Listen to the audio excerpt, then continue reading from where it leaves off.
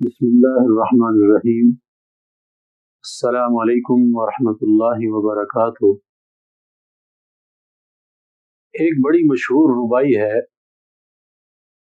ہر مقرر کے نوکے زباں ہے۔ ہر کوئی ان اشعار کو پڑھتا ہے لیکن بہت کم لوگوں کو معلوم ہے کہ یہ کلام ہے کس کا۔ آپ نے بھی یہ ربائی سنی ہوگی، ہر مقرر ہر خطیب اپنی تقریر میں اس کو پڑھتا ہے۔ ہری ہے شاخ تمنا ابھی جلی تو نہیں، ہری ہے شاخ تمنا ابھی جلی تو نہیں، جگر کی آگ دبی ہے مگر بجھی تو نہیں، جفا کی تیغ سے گردن وفا شعاروں کی، کٹی ہے برسرے میداں مگر جھکی تو نہیں۔ اب یہ کلام کس کا ہے؟ ہمارے ہاں ایک بہت بڑا ادبی المیہ ہے کہ غالب، اقبال اور فراز کے ساتھ ہم نے بڑا ظلم کیا۔ کسی کا بھی شعر ہے، ہم دھڑلے سے کہہ دیتے ہیں کہ یہ شعر غالب کا ہے، یہ شعر اقبال کا ہے، یہ شعر فراز کا ہے۔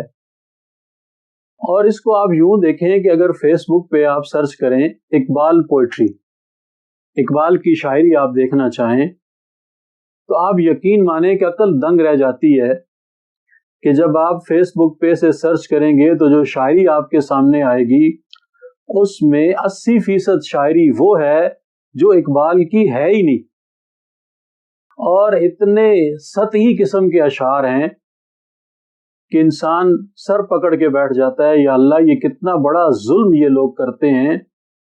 اور یقیناً ایسی حرکات پہ ان شعراء کی روحیں جو ہیں وہ اپنی قبروں میں تڑپ اٹھتی ہوں گی کہ ہم کیا کر کے گئے اور ہماری طرف کیا چیزیں منسوب کی جا رہی ہیں۔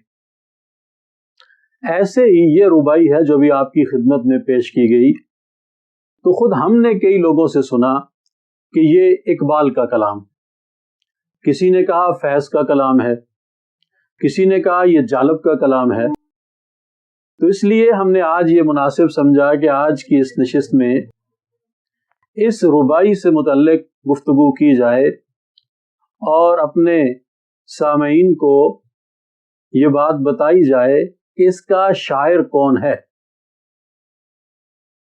اس کے شاعر جو ہیں وہ ہندوستان میں یو پی کے ضلع بجنور کے ایک قصبے میں 10 جون 1931 کو پیدا ہوئے۔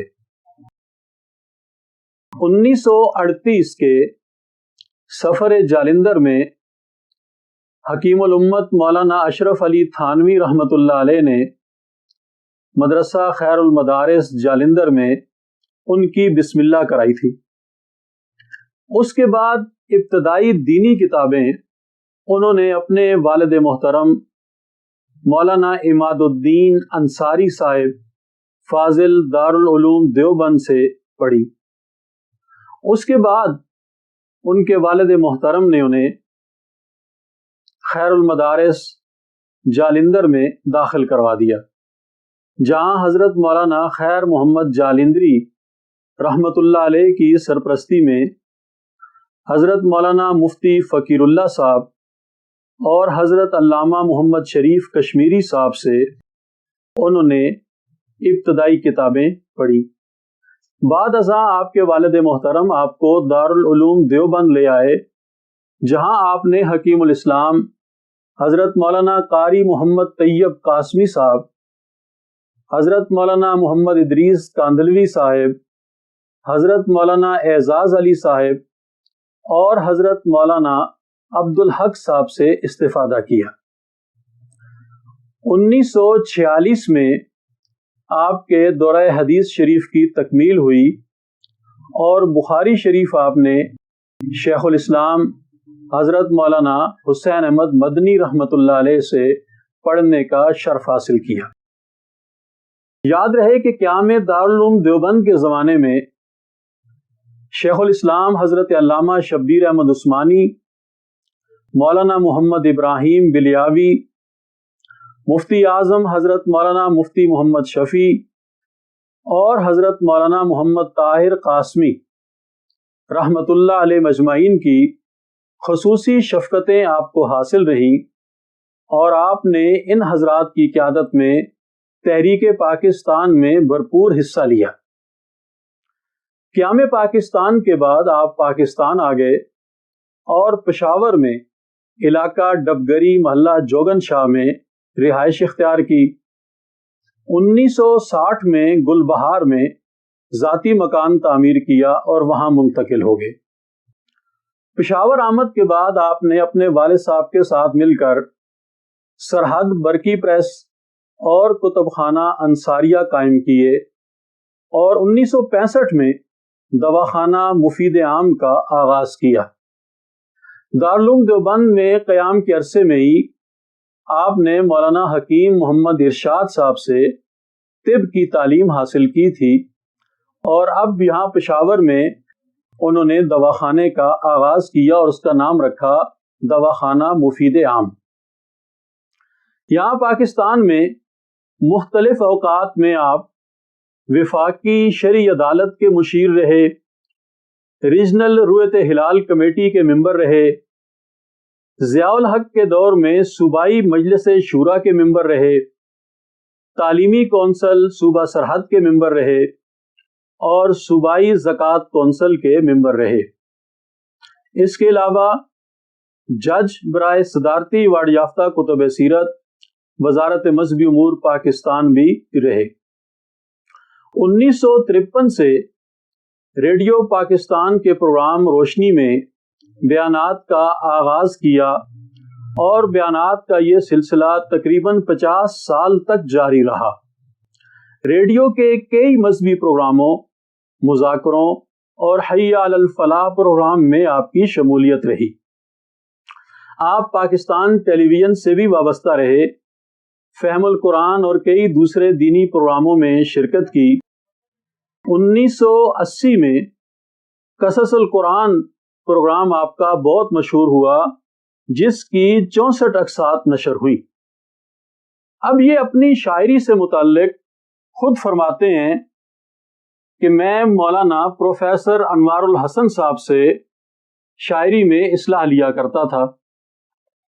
فرماتے ہیں کہ میں نے کپور تھلا، ہندوستان میں مشرقی پنجاب کی ریاست ہے، وہاں ایک دفعہ ایک سکھ راجا کے مجسمے کو دیکھ کر اسے آزادی کا ایک مرد مجاہد تصور کر کے ایک نظم کہی۔ میں شاعری کی اصلاح لینے جالندھر سے کپور تھلا بھائی پروفیسر مولانا انوار الحسن صاحب کے پاس جایا کرتا تھا اور وہ ہمیشہ میرا کلام دیکھ کر سن کر یہی کہتے تھے کہ تیرے کلام میں شعریت نہیں ہے۔ فرماتے ہیں جب یہ نظم انہوں نے دیکھی تو اچھل کر بولے آ گئی۔ میں نے چونک کر کہا کون؟ تو انہوں نے کہا شعریت آ گئی، یعنی اب تیرے کلام میں شاعری جو ہے وہ آ گئی ہے، اب تیرا شعری مزاج جو ہے وہ پختہ ہو گیا ہے، گویا اب تو شاعر کہلا سکتا ہے۔ فرماتے ہیں یہ 1945-46 کی بات ہے، تب نو عمری کی کچی عمر اور خبط و جنوں آزادی کے دن تھے، ورنہ شاعری میں تو غلامی ہی چلتی ہے، عاشقی میں آزادی کہاں۔ یہ جو پروفیسر انوار الحسن صاحب ہیں یہ بھی بڑی علمی شخصیت تھے۔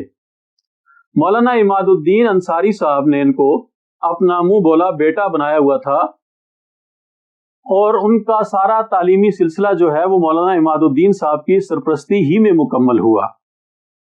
اور پروفیسر انوار الحسن صاحب اتنے بڑے عالم تھے کہ کئی دیوبندی شخصیات کی سوانح انہوں نے لکھی۔ سب سے زیادہ کام ان کا شیخ الاسلام حضرت علامہ شبیر احمد عثمانی رحمۃ اللہ علیہ پہ ہے۔ ان کی سب سے پہلی کتاب جو ہے وہ تجلیات عثمانی ہے، دوسری کتاب حیات امداد ہے جو حاجی امداد اللہ مہاجر مکی رحمۃ اللہ علیہ کے حالات زندگی پہ انہوں نے لکھی، تیسری کتاب انوار عثمانی ہے، یہ علامہ شبیر احمد عثمانی کے مذہبی، سیاسی، علمی اور نجی خطوط کا مجموعہ ہے۔ اس کے علاوہ ان کی کتاب ہے انوار قاسمی، یہ بانی دارالعلوم دیوبند حضرت مولانا محمد قاسم نانوتوی رحمۃ اللہ علیہ کے حالات زندگی پر لکھی گئی۔ اس کے علاوہ ان کی ایک کتاب ہے خطبات عثمانی، حضرت علامہ شبیر احمد عثمانی رحمۃ اللہ علیہ کے خطبات کا یہ مجموعہ ہے۔ اسی طرح آپ نے حیات عثمانی لکھی، سیرت یعقوب و مملوک یہ آپ کی کتاب ہے۔ اسی طرح قاسم العلوم مولانا قاسم نانوتوی رحمۃ اللہ علیہ کے مکتوبات کا یہ مجموعہ ہے۔ اس کے علاوہ قاسم العلوم حضرت مولانا قاسم نانوتوی کے مکتوبات کا دوسرا مجموعہ یہ بھی انہوں نے مرتب کیا۔ اسی طرح شیخ الہند مولانا محمود حسن دیوبندی رحمۃ اللہ علیہ کے والد مولانا ذوالفقار علی صاحب کی سوانح یادگار ذوالفقار انہوں نے لکھی۔ اس کے علاوہ بھی کئی رسائل و جرائد میں ان کے مضامین شائع ہوتے رہے۔ قیام پاکستان کے بعد وہ فیصل آباد تشریف لے آئے تھے اور فیصل آباد ہی میں 1976 میں ان کا انتقال ہوا۔ شاعر بھی بلا کے تھے۔ ان کا نمونہ کلام آپ کی خدمت میں پیش کرنے کی سعادت حاصل کرتا ہوں۔ فرماتے ہیں، نہ لے حساب کہ میں لائق حساب نہیں، اے اللہ نہ لے حساب کہ میں لائق حساب نہیں، کرم کی مجھ پر نظر ہو کہ شرمسار ہوں میں، بغیر پرسش اعمال بخش دے مجھ کو کہ سر سے پاؤں تلک سخت داغدار ہوں میں، خدا ہی خیر کرے روز حشر اے انور، جہاں میں سب سے زیادہ گنہگار ہوں میں۔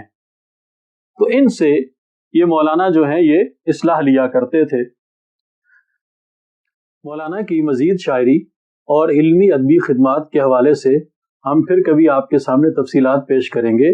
مولانا کی یہ جو رباعی تھی، اس کے ساتھ ہوا یہ کہ 1952 میں قصہ خانی بازار پشاور میں سیرت النبی صلی اللہ علیہ وسلم پہ جلسہ تھا اور اس کے مہمان خصوصی تھے خطیب پاکستان حضرت مولانا قاضی احسان احمد شجاع آبادی رحمۃ اللہ علیہ۔ تو مولانا نے یہ اشعار، یہ رباعی اس جلسے میں سنائی اور قاضی صاحب کو بہت پسند آئی۔ اب پشاور کے بعد ان کا پروگرام تھا لاہور میں، وہ جب لاہور تشریف لے گئے تو انہوں نے یہ اشعار وہاں سنا دیے۔ اس کے بعد ان کا سہیوال جامعہ رشیدیہ میں جلسہ تھا، وہاں گئے، وہاں بھی یہ اشعار سنا دیے۔ چند دن بعد ان کا کراچی میں پروگرام تھا، وہاں بھی انہوں نے یہ اشعار سنائے، اور یہ رباعی تھی اتنی شاندار کہ ہر ایک کے نوکے زباں ہو گئی اور ہر ایک اس کو پڑھنے لگا، اور کسی نے یہ زحمت گوارا نہیں کی کہ یہ معلوم کر لیا جائے کہ یہ رباعی ہے کس کی، یہ اشعار ہیں کس کے۔ تو یہ جو ہم نے اتنی تفصیل کے ساتھ ان کا تعارف آپ کے سامنے پیش کیا، تو ان کا نام ہے مولانا سعید الدین شیرکوٹی رحمۃ اللہ علیہ۔ یہ پشاور میں ان کا انتقال ہوا 27 جون 2012 کو، اور گل بہار پشاور کے قبرستان میں ان کی تدفین ہوئی۔ ان کے کئی شعری مجموعے شائع ہو چکے ہیں، جن میں جرات کوثر، نوحات و نغمات، کیفیات شیرکوٹی اور وجدانیات شیرکوٹی شامل ہیں۔